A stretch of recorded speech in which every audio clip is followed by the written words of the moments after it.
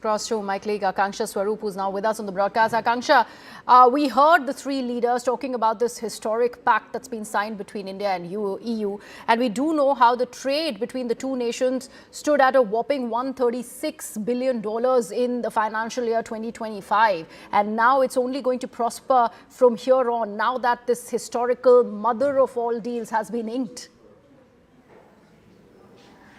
Absolutely, and you're looking at job opportunities being created through this trade deal. And it's not just the trade deal. As I said, there are three aspects to today's historic meet, which is one is FTA, the second is security and defense partnership, the third is mobility. And you're looking at, in fact, a boost to all of those three. And as the EU president rightly highlighted, that if India has risen and if India is growing, the world is growing. Why so? Because the EU is acknowledging India's economic might. By 2030, India will be among the top three growing largest economies of the world. At the same time, the EU Council President, Mr. Antonio Costa, has talked about how it is through trade and greater security cooperation that you can look at a geopolitical stability. In fact, as I speak, I am at Ananta Center, Griha, where you have currently Europe, India, and a changing world order, an address that is being made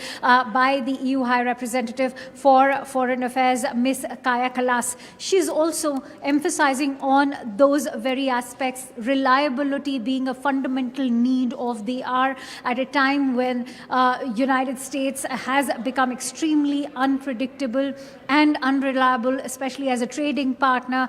Europe is now looking towards that reliability factor from India, which is why a mammoth of areas have in fact been covered, from security partnership, whether it is maritime security, even cyber security, focus back on Indo-Pacific. Europe is giving India that assurance that it will stand firm when it comes to that security, also in countering terrorism, in also cracking down on terror funding. They have condemned the terror attacks that took place on India last year, whether it was to do with the Delhi Red Fort attack or even Pahalgam in April 2025.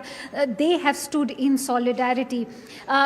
It's very interesting how what the EU-India FTA has offered is something that the US-India BTA has not been able to protect, which is India's own interests of farmers, India's own interests of MSMEs. You're looking towards Europe now, investing in India, investing in India's skilled labor goods as well, because that's been swapped for India, removing tariffs on automobiles coming in from the European market. If you look at major brands from the European market, there were Renault, even say Volkswagen, BMW, Mercedes, they'll all get entry now into our country. They've been slashed down from 110% to a whopping just 10%. 100% reduction has been given to them. And this was a stumbling block in our EU-India FTA, which has been done away with. Right, absolutely. And we are talking about tariffs, how this is going to significantly go ahead and reduce tariffs for India, more than 4 billion as per Ms. von der Leyen. We can't help but talk about the US as well in this scenario, Akanksha. The fact that we already have a 50% tariff that has been slapped by the United States of America against us. This particular mammoth trade deal comes right at a time, very, very strategic one for India, and also considering the fact that the geopolitical tensions are immense. There has been a threatening sort of a stance that's been taken by the US president against his own NATO allies.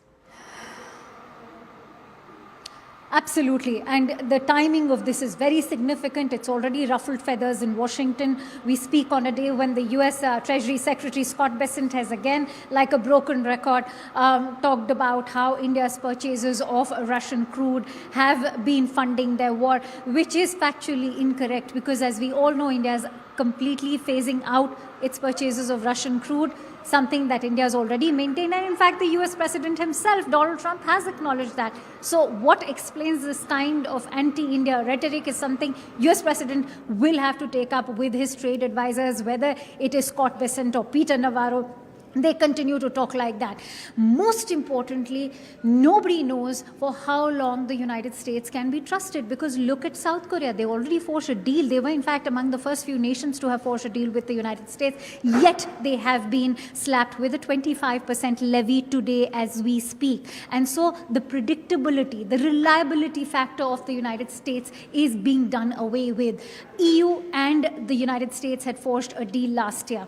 That had to be suspended. Why? Because Donald Trump came up with another set of 25% tariff. What was the reason this time? He was challenging the sovereignty of Greenland. He wants to take over Greenland. And even though the NATO Secretary General went and had a word with him, he removed those tariffs. But it is this reliability factor that is time and again what I'm going to emphasize and underscore, which is now becoming a crucial challenge with the United States. You never know when this whimsical approach could take a toll on the entire global economy. It already is. And when the US president may wake up one fine morning and say, I want to slap a fresh set of tariffs, because even if you forge a trade deal, there is no end to tariffs. And that in itself is being seen as a massive economic threat or weapon being adopted by the US administration under Donald Trump. And that is what the world is trying to do now. At the time when